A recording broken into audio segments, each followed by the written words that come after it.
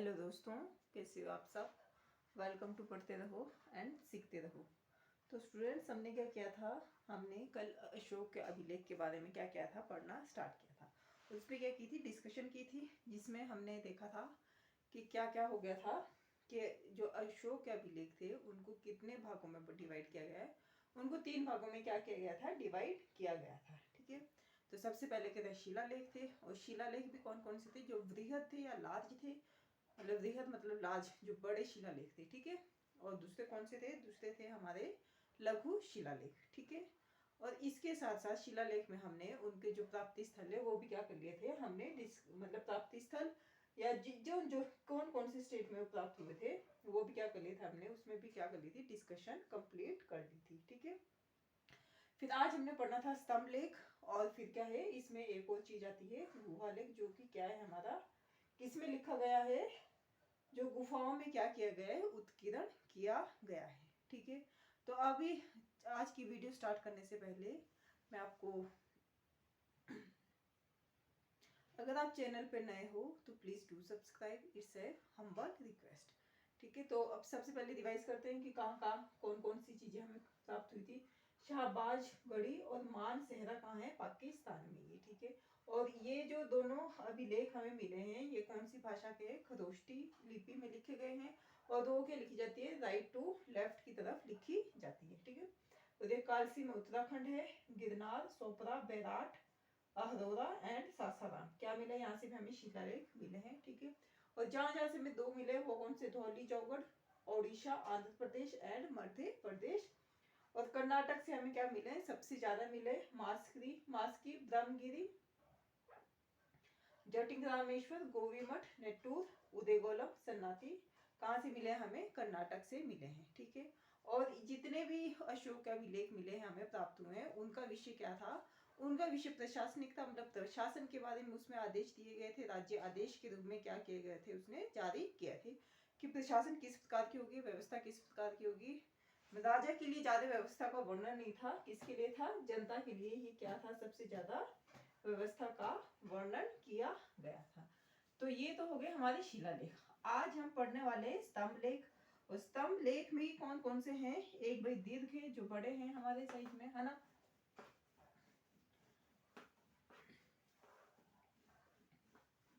और दूसरे कौन से हैं, दीर्घ मतलब लंबे जिसे, और दूसरे कौन से हैं, दूसरे हैं हमारे लघु स्तंभ लेख। ठीक है। तो और ये किससे बने हुए हैं, ये पाषाण से बने हुए, और इनकी संख्या कितनी है, दीर्घ की संख्या कितनी है, इनकी संख्या है हमारी 7। कहाँ के, 7। ठीक है। कहाँ कहाँ से मिले हैं हमें, ये हम सबसे पहले क्या कर लेते हैं, डिस्कशन कर लेते हैं। सबसे पहले क्या, ये पाषाण स्तंभ है। क्या है, पाषाण स्तंभ है। पाषाण सब समझते हैं ना क्या होता है, पत्थरों से बने हैं। ठीक है। तो सबसे पहले फर्स्ट चीज क्या है, एक है दिल्ली टोपरा, दिल्ली टोपरा, है ना। पहले टोपरा में थे, टोपरा से क्या कर लिया था, फिरोज शाह तुगलक ने क्या मंगा लिए थे, दिल्ली को मंगा लिए थे ये। ठीक है। दूसरा है दिल्ली मेरठ, ये भी पहले क्या था, मेरठ से थे, और फिरोज शाह तुगलक ने क्या कर लिया था, दिल्ली को इनको शिफ्ट कर दिया था। ठीक है। फिर है हमारा इलाहाबाद स्तंभ। इलाहाबाद वाला भी कहाँ था, पहले इलाहाबाद वाला था कौशाम्बी में, है ना, और कौशाम्बी कहाँ है, उत्तर प्रदेश में। ठीक है। और इसे किसने शिफ्ट किया था, जहांगीर ने, जहांगीर ने, जब मुगल पीरियड पढ़ेंगे ना फिर उसमें आएगा जहांगीर ने। और किसके शासन काल में, अकबर के शासन काल में क्या कर लिया था, कौशाम्बी से इलाहाबाद को शिफ्ट कर दिया था, और इलाहाबाद फोर्ट में क्या रख दिया था, इसको शिफ्ट मतलब रख दिया था उसको। ठीक है। फिर ये तो हो गए हमारे। फिर नेक्स्ट क्या है हमारा, लौरिया नंदनगढ़। क्या है, लौरिया नंदनगढ़। फिर एक और भी आता है इसमें, है ना, एक और कौन सा है इसमें, रामपुरवा स्तंभ लेख, रामपुरवा स्तंभ लेख। तो रामपुरवा स्तंभ लेख में क्या बताया गया है, रामपुरवा जो स्तंभ लेख है वो कहाँ है, ये दोनों कहाँ है, बिहार के चंपारण में। कहाँ है दोनों? बिहार के चंपारण में। कहाँ है? बिहार के चंपारण में क्या है? ये दोनों स्थित है। ठीक है, लोहिया नंदनगढ़ और रामपुरा का स्तंभ लेख। तो कौन कौन से है? दे देखो, पाषाण के बने हुए भी। दिल्ली टोपरा है, पहले टोपरा से कहाँ कर दिया था? दिल्ली को शिफ्ट कर लिया था किसने? फिरोज शाह। और दिल्ली मेरठ वाला भी किसने कर लिया था? फिरोज शाह तुगलक ने शिफ्ट करवा दिया था। ठीक है, मेरठ से दिल्ली को, टोपरा से दिल्ली को। ठीक है, फिर इलाहाबाद वाला पहले कहा था कौशाम्बी में, और कौशाम्बी से जहांगीर ने उठा के कहाँ शिफ्ट कर दिया था? इलाहाबाद को शिफ्ट कर दिया था। किसके शासनकाल में? जब हम अकबर का शासनकाल पढ़ेंगे तो उसमें क्या है मिलेगा हमें। और जो लोहिया नंदनगढ़ है और ये रामपुरा का स्तंभ लेख है, ये क्या है हमारे पास? बिहार के चंपारण में। क्या है? बिहार के चंपारण में है। और इसमें से एक में क्या बने हुए हैं? इसमें हमारे पास एक में बना हुआ है, इसके मोर के चित्र बने हैं। इसमें किसके बने? पिकॉक के चित्र बने हैं हमारे इसमें। ठीक है, तो अगर भाषा की बात की जाए तो जो अशोक के जितने भी शिलालेख हमें मिले हैं, शिलालेख और क्या स्तंभ लेख में दोनों दीर्घ और लघु, और जितने भी गुहा मतलब कि क्या है गुफाओं में उत्कीर्ण किए गए हैं उनकी लिपि क्या है हमारे पास? ब्राह्मी है। लेकिन जो दो हमने बताए थे कौन कौन से, मानसेहरा और कौन सा वाला, शाहबाजगढ़ी, उनकी लिपि क्या है? खरोष्ठी है। ठीक है, और इनका जो विषय रहा है वो क्या रहा है? प्रशासनिक रहा है, मतलब प्रशासन के लिए क्या दिए गए हैं? आदेश दिए गए हैं इसमें।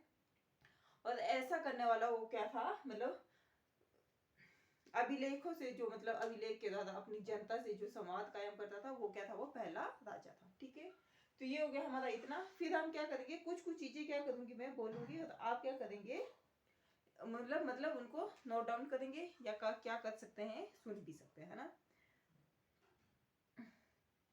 अशोक की जितनी भी राजकीय घोषणाएं थी वो क्या की गई है?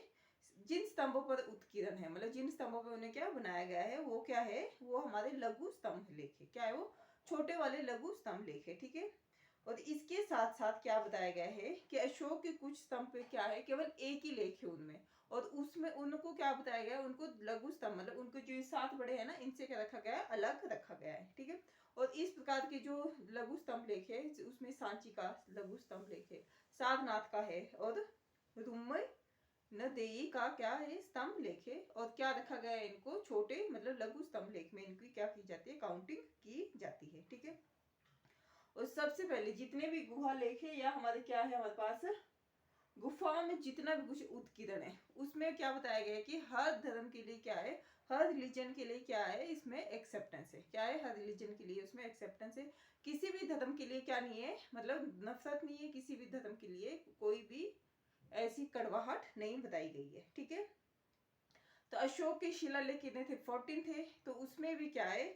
उसमें बहुत कॉमन कॉमन चीजें कही गई है, जैसे पशु बलि की क्या किया गया है? निंदा की गई है। ठीक है, ये पहला अभिलेख है ना। किसी में क्या बताया गया है कि सभी, मतलब अशोक ने अपने पहले शिलालेख में लिखा है कि जितने भी मनुष्य हैं वो सब क्या है? मेरी संतान की तरह है। ठीक है, दूसरा जो शिलालेख है उसमें पशु चिकित्सा, मानव चिकित्सा और जो लोक कल्याण के काम होते हैं उसके बारे में क्या किया गया है? डिस्कशन की गई है। और जो पड़ोसी राज्य थे उनके, जैसे कि चौल पांडे है ना, केरल सुत, केरल पुत, उसकी भी क्या की गई? चर्चा की गई है।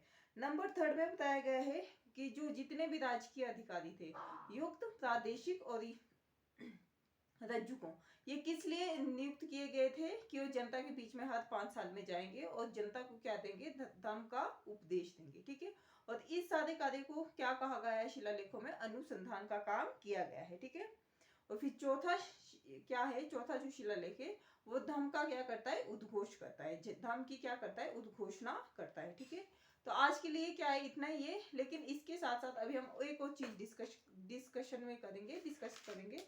वो क्या है हमारे, कि अशोक ने बेशक ही अपने कितने, मतलब आप जैसे हमने जैन अनुश्रुति सुनी, सिंहली अनुश्रुति सुनी, और बौद्ध वंश में भी, महाबोधि वंश में भी देखा कि उन्होंने क्या कहते थे, हमने 99 भाइयों को मार के क्या किया था? राज्य को सिंहासन प्राप्त किया था। ठीक है, और इसके साथ साथ बेशक ही कलिंग का युद्ध भी लड़ा, लेकिन फिर भी उन्होंने क्या किया बाद में, जब उनके क्या हुआ, मन मतलब मन विचलित हुआ इन सारी चीजों से, या मन में क्या हुआ? चेंज आया, एक तरह से पैराडाइम शिफ्ट ही था वो भी उनकी लाइफ का, कि वो कभी कैसे होते थे, उसके बाद कैसे हो गए, जब वो बौद्ध धर्म से रिलेटेड हुए तो फिर कैसे हो गए, है ना। तो फिर उन्होंने एक चीज और कही है, और बहुत सुंदर लाइन है, बहुत अच्छी लाइन है, उसको क्या करेंगे हम देखेंगे। अशोक ने बोला कि अगर राजा की कीर्ति का क्या करना हो, मूल्यांकन करना हो, तो किससे किया जा सकता है, प्रजा की नैतिक उन्नति से बहुत आसानी से किया जा सकता है। और ये क्या है, इसके साथ क्या करेंगे हम वीडियो को क्लोज करेंगे। लेकिन जो कल हम पढ़ने जाएंगे वो क्या हमारा अशोक का मूल्यांकन है, मतलब अशोक के मूल्यांकन को देखेंगे हम कि वो कैसे सम्राट था, उन्होंने क्या क्या चीजें अच्छी की, क्या क्या चीजें बहुत खराब की, ठीक है। और इसके साथ हमारा जो उनकी जो अशोक पीरियड के जो हमारे वो थे, क्या बोला, राम थे, उनको भी हम क्या करेंगे कल डिस्कशन करेंगे। और हमारी एक और चीज बचती है इसमें, जो अशोक ने धर्म प्रचार के लिए क्या भेजा है, मतलब बाहर देश में लोगों को भेजा है, उसकी भी क्या बचती है, हमारी लिस्ट बचती है। जो अशोक के शिलालेख है उनका भी क्या करेंगे हम कल डिस्कशन करेंगे। तो अभी 1 या 2 या 3 वीडियो भी इस पे आ सकती है आप। और आज के लिए इतना ही। आप चैनल पे बिल्कुल नए होंगे, आप फर्स्ट टाइम विजिट कर रहे होंगे, तो please do subscribe, it's a humble request. Thank you for watching.